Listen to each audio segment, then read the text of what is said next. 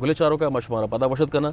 सना साहब, अख्तर बेंगल साहब, आपकी जमात ने जो है ये 6 नुकात रखे हैं वफाक के सामने हुकूमत साजी के हवाले से। मैं आपसे पूछना चाहता हूँ कि आप कितना यकीन रखते हैं कि हुकूमत जो है इमरान खान साहब की, वो आपके इस 6 नुकात पे अमल दरामद करेगी? देखिए, जो हमारे 6 नुकात हैं वो ज़्यादातर उनका ताल्लुक पॉलिसी मेकिंग या पॉलिसी डिसीजन से रिलेटेड है जी। इनका डेवलपमेंट से एक दो निकात का डेवलपमेंट्स हैं, जिसमें बलूचिस्तान में बिलखुसूस हमारे साइल और वसाइल के हवाले से कुछ डेवलपमेंट प्रोजेक्ट्स का है, लेकिन वहाँ पर इख्तियारात की बात की गई है जो पॉलिसी रिलेटेड हैं, और वो 18वीं तरमीम में कुछ हद तक कवर हो गए हैं, लेकिन 18वीं तरमीम के बाद उनका एहतराम नहीं किया जा रहा। यानी संदक के फ़ैसले अभी भी जो है वो वफाक में किए जाते हैं और बलूचिस्तान उनमें गवाह की हैसियत से पेश होता है। दूसरी रही बात कि वो 6 नुकात में कुछ पॉलिसी रिलेटेड इशूज़ हैं जिनका बराह रास्त ताल्लुक इंसानी हकूक़ से है, और आहीन का जो आर्टिकल 1 है से लेकर 9 तक वो सारे इंसानी हकूक़ और बिलखुसूस उसी से रिलेटेड हैं, या 1 से लेकर 21 तक वो हमारे जो पॉलिसी ऑफ प्रिंसिपल्स हैं उनसे मुतल्लिक हैं। तो मेरे ख़्याल में जो अगर पाकिस्तान के अंदर कोई भी हुकूमत 21वीं सदी में एक अपना खूबसूरत सा चेहरा या पाकिस्तान का जो जमहूरी सा चेहरा अगर दिखाना चाहते हैं इमरान खान, तो उनको बलूचिस्तान के इन जो 6 नुकात हैं इन पे संजीदगी से गौर करना पड़ेगा। अगर हम माजी में देखें, ये जिस तरह से अगर हम इन 6 नुकात को देखें, इसमें से जो एक मसला है वो मिसिंग पर्सनस का है, और इस मिसिंग पर्सनस का इशू जो है हमने पिछली हुकूमतों में भी देखा, पाकिस्तान पीपल्स पार्टी में भी देखा और PMLN की हुकूमत में भी देखा, मगर ये जो है ना मसला हल नहीं हो पाया। मैं आपसे पूछना चाहता हूँ कि आपकी जमात समझती है कि मिसिंग पर्सनस का केस जो है वो पाकिस्तान की सियासी क़ुव्वत के पास है? देखें, मिसिंग पर्सन का इशू पाकिस्तान के अंदर सुप्रीम कोर्ट में भी हुआ, इस पर कमीशनें भी बनी, इस पर एहतजाज हुए, असम्बली में भी इस पर अभी बिल और अमेंडमेंट्स आ रही हैं। हमारी आइन भी इस चीज़ की इजाज़त नहीं देता। अगर ये जो सूरत हाल थी गुज़िश्ता 8-10 साल से या 15 से बलूचिस्तान में जारी है, तो इसको किसी न किसी तरीके से ख़त्म तो होना है। अब ये है कि क्योंकि हम इस बलूचिस्तान सबसे बड़ा इससे जो है क्या कहते हैं मुतासिर है मिसिंग पर्सन के हवाले से, काफ़ी इलाकों में ऐसी तशवीश पाई जाती है। तो मुझे यकीन है कि क्योंकि हुकूमत जो भी हुकूमत आती है, बाकी जितने भी इंस्टीट्यूशंस हैं, चाहे उसमें आर्म फोर्सेस हों, वो स्टेक होल्डर्स हैं जी। बलूचिस्तान की सिक्योरिटी में, पाकिस्तान की सिक्योरिटी में स्टेक होल्डर्स हैं। तो मेरे ख़्याल में ये जो बातें हमने की हैं, ये अगर एक पॉलिटिकल गवर्नमेंट जब एक अच्छे डेमोक्रेटिक सिस्टम इंट्रोड्यूस करना चाहता है, लाना चाहता है, तो उन स्टेक होल्डर्स के साथ इनको ज़रूर ज़ेर बहस लाएंगे। कि सना साहब, ये जो 6 नुकात हैं, आप क्या समझते हैं कि बलूचिस्तान की और दीगर जमातें जो हैं इस पे काम नहीं करेंगी? ये ज़रूर करना चाहिए, बट इट्स अनफॉर्चुनेट कि बाकी जमातों ने इतनी इसको सीरियसली नहीं लिया, इस पर तवज्जो नहीं दी। हम इसलिए इसको सीरियस समझते हैं कि हम समझते हैं कि कोई भी तरक्की, लेकिन तरक्की के साथ साथ लोगों की इज़्ज़त नफ्स, कानून की हुक्मरानी, रूल ऑफ लॉ सबसे इम्पोर्टेंट चीज़ है। मिसिंग पर्सनस का ताल्लुक बराह रास्त जो है वो कानून से, इंसाफ से और कानून की बालादस्ती से है। अगर कानून की बालादस्ती नहीं होती तो आप लोगों को जितनी भी तरक्की देंगे वो तरक्की जो है वो पायदार साबित नहीं होती। सना साहब, ये जो 6 नुकात हैं, इनको जो है हुकूमत साजी के लिए क्यों ही रखा गया है कंडीशन? इनको ये 6 नुकात जो हैं, आप असम्बली में भी जाके जो है अपनी आवाज़ उठा सकते थे और उसको हल कर सकते थे, हुकूमत साजी के लिए क्यों रखे गए 6 नुकात? इसलिए कि अगर आप किसी की हिमायत करते हैं, देखिए हमने इस बुनियाद पे हिमायत नहीं की कि हमें कोई वजारत दी जाए। ये बलूचिस्तान नेशनल पार्टी वाहिद जमात है, जब हम अभी भी हुकूमत साजी में जिन पार्टियों के साथ मिल बैठ रहे हैं, हम उनको ये नहीं कह रहे हैं कि आप हमें कितनी वजारतें देंगे, हम उनको कह रहे हैं कि आपके गुड गवर्नेंस का या बेहतरीन तर्ज हुक्मरानी का मॉडल क्या है, आप बलूचिस्तान में किस तरह की हुक्मरानी लाना चाहते हैं, आप तालीमी जो पसमानदगी है, 25 लाख बच्चे स्कूल से बाहर हैं, उनको कैसे स्कूलों में लाना चाहते हैं, उसके लिए क्या हिकमत अमली है, सेहत का शोबा है, बेरोज़गारी का शोबा है। तो हमने जो है एक पॉलिटिकल पार्टी की हैसियत से हम बलूचिस्तान के अंदर एक नया पॉलिटिकल कल्चर और ट्रेंड डेवलप करना चाहते हैं कि जब आप हुकूमत साजी की तरफ जाएं तो आपके ज़ाती मुफाद ना हो, आपके वजारत के मुफाद ना हो, आप पैसे के मुफाद ना हो, आप लोगों की उन इशूज़ पे बात करें, हुक्मरानों को याद दिलाएं। बिलखुसूस अगर इमरान खान साहब और उनके दोस्तों ने यहाँ पे इन पे दस्तखत किए हैं, तो ये एक मेमोरेंडम ऑफ अंडरस्टैंडिंग, ये एक एग्रीमेंट उनके सामने जो पेश किया है, ये उनको बार बार एक यकीन याद दिलाता रहेगा कि बलूचिस्तान में ये संजीदा मसाइल हैं जो आप तकरीर के ज़रिए से करते हैं, टीवी के ज़रिए से करते रहे हैं, हम 10-15 साल से करते रहे। अच्छा, हमने इस पर अमेंडमेंट्स भी लाए। सना साहब, आप नहीं समझते कि ये एग्रीमेंट जो है इसके अंदर थोड़ा सा और जो है समझें कि ये पावरफुल होता अगर इसमें आप एक टाइम पीरियड डाल देते इसके अंदर, क्योंकि इस पर हमें जो अगर मिसिंग पर्सनस का भी इशू हम देखें तो उसमें आपने लिखा हुआ एक्सपीडिशियसली, अब क्या हम समझें कि ये जल्द अज जल्द 1 साल, 2 साल, 3 साल या 5 साल लगेंगे इसको? मतलब आवाम क्या एक्सपेक्ट करे इस एग्रीमेंट से? आप नहीं समझते इसमें एक टाइम पीरियड होना चाहिए देखिए, था? कोई भी जो पॉलिटिकल रिलेटेड इश्यूज़ है, पॉलिसी रिलेटेड इश्यूज़ है, आप उनको टाइम बाउंड नहीं कर सकते। इसमें एक स्टेक होल्डर नहीं है। इसमें इमरान खान की जमात, पीटीआई, इमरान खान साहब खुद या उनके दोस्त जो हैं, वो सिर्फ पार्टी नहीं है, स्टेक होल्डर नहीं है।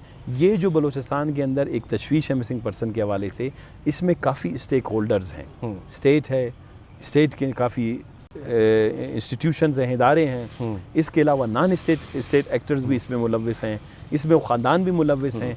लिहाजा सर एक कट ऑफ डेट तो होना चाहिए ना, जो बलूचिस्तान के लोग देखिए, जो हैं हमने वो ये उम्मीद तो रखें ना कि अगर बलूचिस्तान नेशनल पार्टी ने हमारी आवाज़ उठाई है तो एटलीस्ट जो है वो 1 साल हो, 5 महीने हो, 3 महीने हो, जल्द अज जल्द हो तो ज़्यादा बेहतर है। देखें, आपकी मालूमात के लिए हमें जब पीटीआई के दोस्त यही भी कह रहे हैं कि जमात कि आप वफाक में जो हैं आप वजारत लें और हुकूमत का बाकायदा हिस्सा बने, लेकिन आपके पहले मेरे ख्याल मालूमात के लिए पहली दफ़ा मैं बताना चाहूँगा कि बलूचिस्तान नेशनल पार्टी वोट तो पीटीआई को हम दे रहे हैं हुक्मरानी के लिए, हुकूमत बनाने के लिए, लेकिन हम जो है इस वक्त बैठेंगे जो है वो आज़ाद बेंचों पर। और हम बाकायदा रिव्यू करेंगे। जब तक हमारे इन नुकात पर कोई पेशरफ्त नहीं होती, तसल्ली बख्श पेशरफ्त नहीं होती, उस वक्त तक हम हुकूमत का हिस्सा ही नहीं बनेंगे। हमने वजारत भी लेना है, इसीलिए हमने कहा कि हम सरदार अख्तर मेंगल साहब ने वाज़े अल्फाज में कहा है कि हम उस वक्त तक कोई वजारत नहीं लेंगे पीटीआई की हुकूमत में, या हम बराह रास्त आपके हुकूमती बेंचों पर नहीं बैठेंगे जब तक हमें तसल्ली ना हो, तशफ़ी ना हो कि आप इन नुकात की तरफ बतदरीज जो है मुस्बत तरीके से बढ़ रहे हैं। अच्छा, दूसरी बात ये भी है, इस अगर एग्रीमेंट को हम देखें सना साहब, इसके अंदर जो है सिर्फ मिसिंग पर्सनस का जो है नाम लिया गया हुआ है, तो ये पूरे पाकिस्तान की मिसिंग पर्सनस की आप बात कर रहे हैं, किसकी बात कर रहे हैं? बिल्कुल, देखिए बलूचिस्तान, मैंने कहा कि ये पूरे पाकिस्तान में अनफॉर्चुनेटली एक इशू है, लेकिन बलूचिस्तान सबसे पहले, बलूचिस्तान में ये कल्चर या ये प्रैक्टिस जो है बलूचिस्तान में शुरू हुआ। बलूचिस्तान सबसे बड़ा विक्टिम भी है और बलूचिस्तान में अभी तक भी काफ़ी ऐसे घराने हैं जो इस तकलीफ और मुश्किल से शिकार हैं। अच्छा सना साहब, मिसिंग पर्सनस का केस अगर हम देखें तो हमें जो है नज़र फहरिस्त इस मामले को जो है इसकी आवाज़ उठाने में हमने मामा कदीर को देखा, या जो है हमने नसरुल्लाह बलोच को देखा। वो आपके साथ क्यों नहीं थे जब आपने इसका इशू उठाया इस हुकूमत में? देखिए, ज़रूरी नहीं है कि कोई उनके वो अपने तरीक़ेकार से उठा रहे हैं, उनके अपने प्लेटफॉर्म्स हैं, उनके अपने स्लोगन्स हैं, उनका एक अपना स्टाइल है, उनका अपना एक तरीक़ेकार है। हम एक सियासी जमात हैं, हमें पब्लिक ने मैंडेट दिया है। हमें जो मैंडेट दिया गया है उसमें इंसानी हकूक़ के मामलात भी शामिल हैं, रोज़गार के भी शामिल हैं, पानी का भी शामिल है, बिजली का भी शामिल है, स्कूल का भी शामिल है, किताबों का भी शामिल है। तो लिहाजा हमें जो मैंडेट मिला है वो मुख्तलिफ़ुल अनवा या मुख्तलिफ़ुल अक़साम किस्म के जो हमारे सोसाइटी के कम्युनिटीज़ के लोग हैं दिए हैं। तो ये हमारा फ़र्ज़ बनता है कि जो हमें मैंडेट मिला है उसमें अगर ये लोग भी दोस्त शामिल थे, उनकी बात हम करना। अब ज़रूरी नहीं कि जब हम कोई ऐसी बात उठा रहे हैं तो हम उन स्टेक होल्डर्स को भी बिठा के ले आएँ। वो स्टेक होल्डर्स अपने हवाले से अपनी जो एहतजाज है, अपने जो मसाइल हैं उनको उजागर कर रहे हैं। सना साहब, ये बताइएगा कि ये जो 18वीं तरमीम है जो 2010 में हमने देखा ये पास की गई है, आप मुतमईन हैं इससे? आप समझते हैं कि जो आपकी जमात ने जो है इस बात को उठाया था कि बलूचिस्तान को ख़ुद मुख्तियार होना चाहिए, ये 18वीं तरमीम जो है इंश्योर करती है कि बलूचिस्तान ख़ुद मुख्तियार हो जाएगा? देखें, हमने कंकरेंट लिस्ट के ख़ात्मे का जो है वो फ़ैसला किया जी, और हमने इसके लिए बड़ी लॉबिंग की, जिसके नतीजे में बलूचिस्तान पार्लिमानी कमेटी बनी। एक जो करंट इश्यूज़ के हवाले से बना था, एक कॉन्स्टिट्यूशनल इश्यूज़ के हवाले से। ये उसका नतीजा था। जब ये आहिस्ता स्लोली ग्रेजुअली जब बढ़े तो ये 18वीं तरमीम की तरफ बढ़ा। अभी भी मैं ये समझता हूँ कि बहुत से ऐसे उसमें लकूनाज हैं, गैप्स हैं, क्योंकि उस वक्त के हालात में जब इन्होंने बनाया, अब जब सूबों में प्रैक्टिस में हम आए हैं तो प्रैक्टिस में मैं ख़ुद क्योंकि सूबाई असम्बली में नहीं रहा हूँ और इसीलिए मैं सूबाई असम्बली में आने की मेरी ख्वाहिश भी थी कि एक अचीवमेंट जो थी फेडरेशन से हमने की, लेकिन बदकिस्मती से अभी आपकी मालूमात के लिए बताना चाहूँगा कि बलूचिस्तान को ये 10 सालों में अच्छी हुक्मरानी नहीं मिली। अच्छा। बलूचिस्तान को अच्छे विजनरी लोग नहीं मिले, जिसकी वजह से आप अंदाज़ा लगा सकते हैं कि 18वीं तरमीम के बाद सूबे में एक सेकेंडरी लेजिस्लेशन होती है, यानी आइन साजी के बाद, आइन की तदवीन के बाद या आइनी तरमीम के बाद सूबे को कुछ अपने ख़ुद कवानीन को, एक्ट्स को, उनके रूल्स या रेगुलेशंस को उनको अपडेट करना होता है, सिंक्रोनाइज़ करना होता है आपके कॉन्स्टिट्यूशन के साथ, उनको जो है किसी तरीके से उनकी सिनर्जी डेवलप करनी होती। ये चीज़ें जो हैं बलूचिस्तान में नहीं हुई। 60 के करीब ऐसे कवानीन हैं बलूचिस्तान में जिनको अपडेट होना चाहिए था, जो नहीं हुए। तो इसका मतलब ये है कि 18वीं तरमीम से फ़ायदा आप उस वक्त तक नहीं ले सकते जब तक आप अपने कवानीन में यहाँ पर को बेहतर नहीं बनाएंगे, उनको कानून और आइन के मुताबिक उनको जो है डेवलप करने की कोशिश नहीं करेंगे, तो सूबा असम्बली है, इसने एक भी इस तरह की बेहतर कानून साजी नहीं की। तो इसी वजह से 18वीं तरमीम के सारे फ़वाइद हम ले भी नहीं सकते। एनर्जी रिलेटेड इशू थे, इंडस्ट्री रिलेटेड इशू थे, आपको इरिगेशन के हवाले से है, पावर तो आपका मकसद ये है कि पिछली हुकूमतों ने कानून साजी नहीं की असेंबली के किसी तरह की कानून साजी नहीं की। जो 18वीं तरमीम से जो फाइनेंशियल बेनिफिट बलूचिस्तान को मिला NFC अवार्ड के हवाले से, दूसरा उन्होंने वो पैसे का जो है बदतरीन इस्तेमाल किया। लोगों की तरक्की और खुशहाली की बजाय, तालीम की बजाय, तरक्की की बजाय, रोज़गार की बजाय, वो जो सालाना 80-82 अरब रुपए डेवलपमेंट के मिलने लगे, उनका जो है उन्होंने सिर्फ बदतरीन इस्तेमाल किया। उनके ख्याल में 18वीं तरमीम सिर्फ पैसे हैं, जबकि 18वीं तरमीम के साथ बहुत सारे इख्तियारात, बहुत सारी जिम्मेदारियां भी सूबे को मुंतकिल हो गई थी, लेकिन उन्होंने वो जिम्मेदारियां ना तो अपने कंधे पे उठाई, ना उनको फुलफ़िल करने की कोशिश की। पैसा आता गया, इसको वजारतों में बांटते गए, MPs में बांटते गए, जाली यहाँ पर डेवलपमेंट। आपका कहना क्या है, ये पैसे किधर गए?